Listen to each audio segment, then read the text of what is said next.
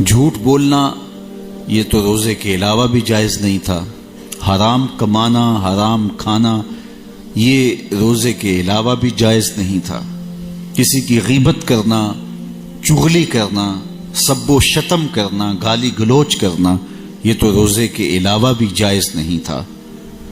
تو جو چیزیں روزے کے علاوہ بھی جائز نہیں تھیں تو روزے میں آپ ان کو کیسے کر سکتے ہیں؟ اور اگر آپ کھاتے نہیں ہیں، پیتے نہیں ہیں، لیکن جھوٹ بولتے ہیں، غیبت کرتے ہیں، چغلی کرتے ہیں، سب و شتم گالی گلوچ کا بازار گرم رکھتے ہیں اور آپ نے روزہ بھی رکھا ہے، تو پھر روزے کی حقیقت کو سمجھے ہی نہیں.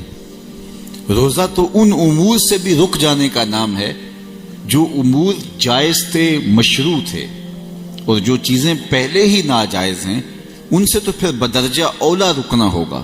اسی لیے میرے اور آپ کے آقا و مولا نے ارشاد فرمایا، من لم یدع قول الزور والعمل به فلیس للہ حاجۃ فی ان یدع طعامہ وشرابہ. جس نے جھوٹ اور جھوٹے کام نہیں چھوڑے اس کے بھوکا اور پیاسا رہنے کی اللہ کو کوئی ضرورت نہیں ہے. تو روزے میں ان امور سے بھی رک جایا جائے جو امور شریعت اسلامیہ نے عام زندگی کے اندر بھی روکے ہیں، عام زندگی میں جن سے رکنے کا حکم دیا ہے. تو روزے کا نور نصیب ہی تب ہوتا ہے، روزے کی حقیقتیں، روزے کی لطافتیں، روزے کی برکتیں اور روزے سے وابستہ رحمتیں ہمارے من میں اتریں گے ہی تب جب ہم مقاصد روزہ کو پیش نظر رکھیں گے اور ہر اس عمل سے، ہر اس بات سے اور ہر اس فعل سے، ہر اس قول سے باز آ جائیں گے جس سے شریعت اسلامیہ نے ہم کو روکا ہے، منع کیا ہے. تو روزہ رک جانے کو کہتے ہیں.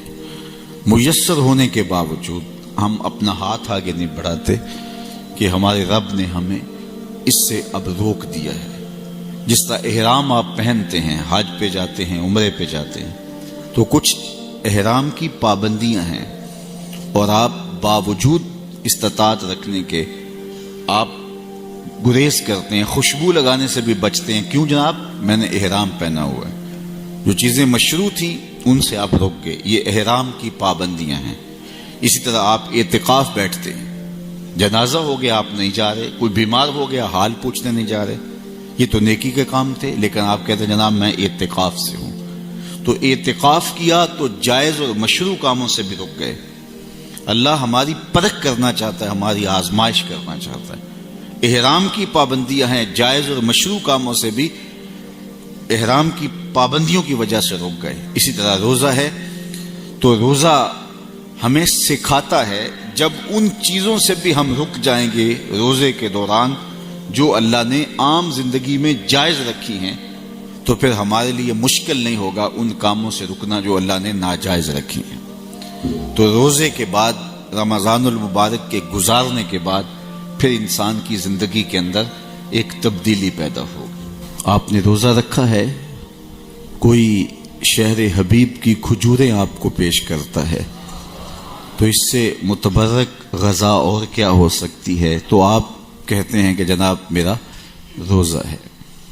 آپ کو کوئی مائے زمزم پیش کرتا ہے، اس سے زیادہ بہتر مشروب کون ہو سکتا ہے؟